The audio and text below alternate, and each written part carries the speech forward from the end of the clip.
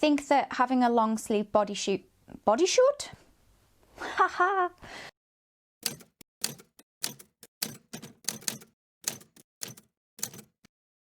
Hi everyone, I hope you're all doing well, or as well as can be expected considering that we've just gone into lockdown 2.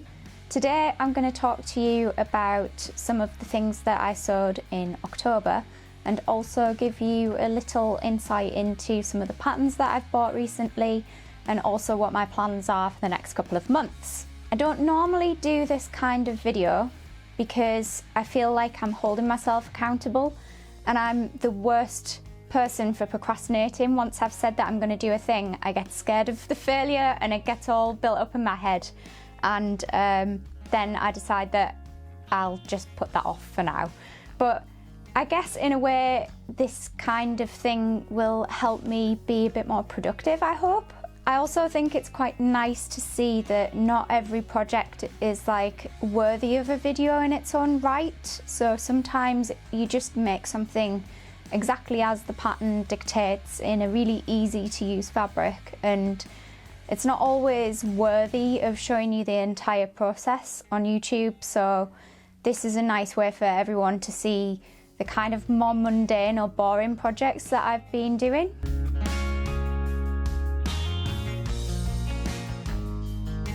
So let's talk first about the patterns that I bought in October. I bought 2 patterns by a company that I'd never heard of before called I Am. And I think I became aware of these from the Fold Lines Instagram. So this company immediately grabbed my attention because I really love their styling.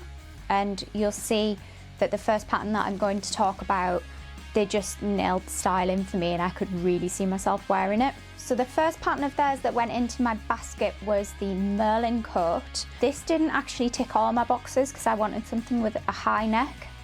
My other prerequisites were that I should have something that covers my butt because the school run is cold, and also I wanted something that I could dress up or dress down.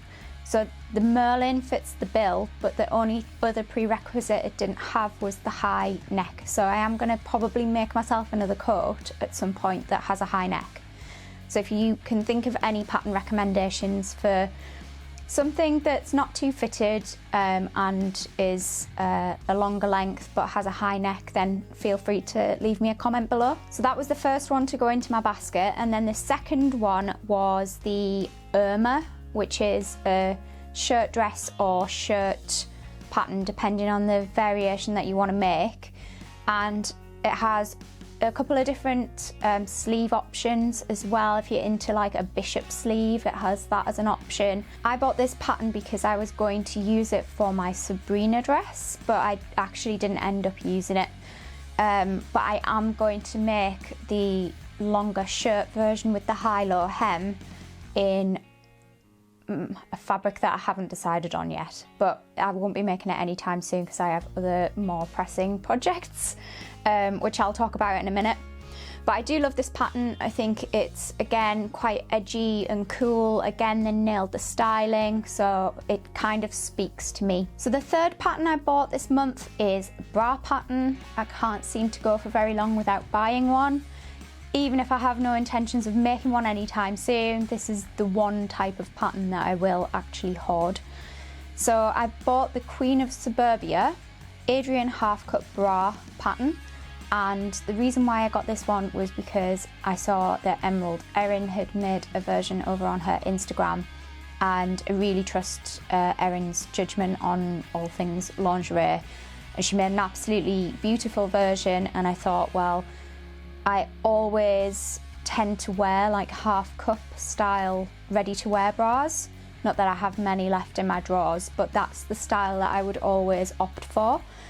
And it's really actually quite hard to find a bra pattern that's not a full cup. So I thought I'd give this pattern a try. I'll probably make a foam version just because that's what I tend to like wearing, and I shall report back. And the last pattern that I splashed out on this month was the Megan Nielsen Rowan tee and bodysuit. So this has loads of different options for different views. You can either make a t-shirt version, you can make a bodysuit, you can make it scoop neck, v-neck, turtleneck, long sleeve, short sleeve, you know, all the different combos you can make with that. So I didn't mind spending the money on the pattern because it seemed like it would give me a lot of different options in one pattern for basic layering. So yeah, they're the 4 patterns that I bought this month. The Megan Nielsen Rowan bodysuit's actually all pieced together, glued together, and is waiting on my cutting table for me to grade out the waist. So I'll be making that imminently. In terms of projects that I made, I feel like I wasn't all that productive in October, to be honest. And I tend to find, and I don't know whether anyone else out there feels the same, more than likely you do, but when the days start to get shorter, I get really tired and my motivation for doing anything plummets through the floor. And I think it's just because there's less daylight. By about 6:30 on an evening, it's been dark already for 2 hours, and I'm just tired and ready for bed or ready for a bath and a book. So I didn't actually make that much in October when I look back on it. I was mostly either doing crafty things like felting little pumpkins or just basically trying to catch up on some sleep. But I did make some basics that I think I'll get a lot of wear out of over the winter. And the first one that I made is the Merlin coat. This is the I Am pattern that I talked about earlier, and I made this out of a wool plaid fabric that was kindly gifted to me by Minerva Crafts, and this was gifted in return for a blog post. So I'm absolutely in love with this coat. It's absolutely fabulous. It's so fabulous that I actually hang it in my wardrobe and I don't put it on the clothes pegs in our understairs cupboard because I'm worried about stretching it all out of shape, so you can tell that I must be proud of it. It's the first thing that I've ever made of this kind, I guess. Apart from the things that I sewed on Sewing Bee, I'm not really big into sort of tailored things. I guess I don't wear them very often, so you tend to make what you want to wear, right? So this was my first effort at something quite tailored and fully lined. Even the 80s power jackets that we made on the Bee, they weren't fully lined. The pattern was drafted to perfection. I was really careful with all my seam allowances, measured everything out because I'm really guilty sometimes of just eyeballing stuff. And I even gave myself a seam guide on the sewing machine to make sure that I was absolutely spot on with all my seam allowances. So I really took care with how I sewed it up and pressed it, and finished all the edges, pinked them all, hand stitched the bits down that needed hand stitching down with like teeny tiny invisible stitches. So I really took care over it, and I think it really shows in the finished item. I love that I can dress it up or dress it down. It looks great with a dress. It looks great with dungarees. It looks great with a hoodie on underneath it and big chunky boots.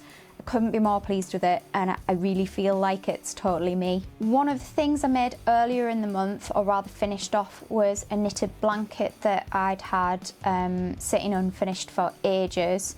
And I did a video on this one where I finished the back with some jersey that was like a self-binding backing, which is quite cool. You know, you can back and bind a blanket in one fell swoop, which is nice. That blanket went off to Hazel for her baby Evelina. So I heard reports that that was well received, and that her son Asher actually really loved it as well. So hopefully they're getting a lot of use out of that. One of the big projects I made was for Halloween, and I made a red dress similar to the dress from the season 1 finale of Chilling Adventures of Sabrina. I've really wanted to make that dress for quite a long time. I did a little video about it last week, I believe, and you can watch the process of that if you want to. Basically, it was a project that seemed really straightforward. It was just basically kind of a slightly shaped shirt dress, button down front with a lace collar at the top, but it was made more difficult by the fact that the viscose fabric that I used to make it out of was really difficult to work with, and it kind of stretched out in all unusual ways. The hem kind of went crazy. You don't see all of the troublesome process that I went through to make it, but it wasn't that much of a fun project as it should have been. But I got some nice photos of it in the local park, and actually I'm really pleased with the finished dress. I would definitely wear it out and about, or if I was going out for a nice meal, which we can't do obviously at the minute, but if I was going out somewhere, I'd definitely wear it. It's ended up a bit shorter than I would like, probably. So I made the dress with New Look 6394, which was a pattern that I just had stashed away, and I kind of adjusted it in various ways to get it to fit what I wanted it to be. So yeah, I'm a bit about that project. Happy to have it sitting in my wardrobe, but it didn't turn out exactly as I would have liked it. And then the last thing that I made is a chunky corduroy jersey skirt. I found this amazing fabric from Rockstar Fabrics. I think that Beverly, who owns Rockstar, still has some red on her website, but I believe that the black that I used is all gone. But to do this, I drafted my own miniskirt pattern. If you're interested in knowing how I did that, you can head over to my Instagram. In my stories highlights, there's a reel called Miniskirt, inventively enough. And it takes you through the process of drafting your own miniskirt pattern designed for stretch fabrics. I've had it in my head for a while that I wanted to make some basics, so that this is kind of part of the holy trinity that I'm making, which is this stretch miniskirt, a long sleeve bodysuit, and also I want to make some stretch leggings, so I'm going to come on to that now. Projects on my list for the next couple of months. I'm not committing to making them all in November because there's no chance I'll do it. But as I alluded to previously, I've had it in my head that I've wanted to make some kind of wardrobe staples. So one of these was a mini skirt that I could wear with tights around the house. And the mini skirt had to be made out of stretch fabric and be super comfy, so I used this stretch jersey corduroy, and that one's now ticked off. But the other two pieces of clothing that I want to make are the long sleeve bodysuit, which I can layer up under dresses, t-shirts, wear it with jeans or wear it with skirts, dresses, blah blah. And the other piece of clothing that I want to make is some wet look leggings. So for the bodysuit, I bought 2 meters of this rib black cotton knit by Mind the Maker. Not the cheapest, and because of that I bought a sample from Minerva first before I committed to buying, and when it arrived I could tell it was going to be perfect. It's not, I won't call it like super heavyweight, but it's certainly not lightweight either, so it's going to make a nice winter layer, I think. I searched high and low for a rib actually that I liked, and this was really the only one that I could find. And Tamlin from Sewn on the Tyne actually helped me find this, so thanks Tamlin. So I also want to make some high waist leggings. I'm on the scout for a pattern as we speak, and I've had quite a lot of good responses from my Instagram followers, which is lovely. A lot of people have recommended the Helen's Closet Avery pattern, which it's looking likely that I'll go with. I may or may not use it. I may choose to draft my own. I'm not entirely sure. One of the issues that I've got with leggings is that I've got disproportionately chunky legs for my frame. So leggings always end up really uncomfortable and with like drag lines across them unless I get the sizing right. So even if I use a pattern, it's likely I'm going to have to heavily modify it anyway. But that aside, I'm going to make these leggings in this sort of wet look fabric that I picked this up from Tia Knight absolutely donkeys ago. I don't even know if they still have it. I think it's called Wet Look Foil. So I'm going to make some with this. It's very stretchy and very like high shine, and there's not much more to say about it really. There should be a useful base layer for sort of making chunky jumpers feel a bit less frumpy. All Also on my list, I'm going to be altering some band t-shirts. I have a big stack of Men's Fit band t-shirts that not even band t-shirts, like festival t-shirts, or just like t-shirts that I liked the graphic print on the front of. One thing that I find is that men get better dibs on cool t-shirts. A lot of the time you can't find the same prints in girly fit. So I'll just go ahead and buy a men's t-shirt and then adjust it down later. So I'm gonna refit some of those in different styles, I think. I have a couple from my favourite festival, which is Arctangent. They always do like a different design of t-shirt every year, and usually I get the VIP package, which I pay for. I'm not gifted it or anything. But usually I get the VIP package, and with that package you get a goodie bag and a free t-shirt. But usually they've run out of cool designs in girly fit, so when they give me the option, I just ask for a men's fit t-shirt in the design that I want. You can see I've actually have rolled up and stitched in place the sleeves on this one, but it would be nice to make them not just like boxy, bog standard t-shirts with rolled up sleeves, I think. And that one's like a Lost Boys one that I found on some dodgy website ages ago. So yeah, I think I'm gonna restyle these t-shirts to fit me a little bit better. I have it in my head as well that because I get such good wear out of the Yanta overalls that I sewed earlier in the summer, I really want to make another pair because they are really versatile, and the ones that I made in the summer, I was wearing them with like bare legs and little crop tops underneath, and it looked amazing. But I'm also finding that I'm getting loads of wear out of them with a long sleeve t-shirt and tights on underneath, and because they've got that kind of cocoon or balloon shape to them, I find they're just really comfy for wearing around the house, and it's just a bit different to wearing hoodie and sweatpants every day. So I'd like to make another pair of Yanta overalls. It's the Yanta overalls pattern from Helen's Closet, and I have my eye on some checker print ponte, which is what I made the first ones in, and they're so comfy. And then finally, it wouldn't be me if I wasn't going to make some lingerie, and I'm going to make another Black Beauty bra. And I do have the fabric for this,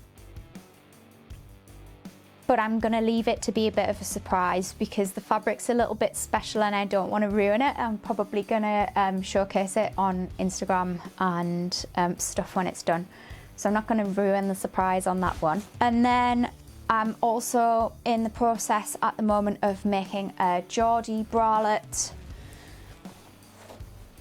So both the Geordie and the Black Beauty bra are both Emerald Erin patterns. The Black Beauty fits me absolutely spot on, perfectly straight from the pattern. So I bought the Geordie bralette, which is like a little triangle bralette.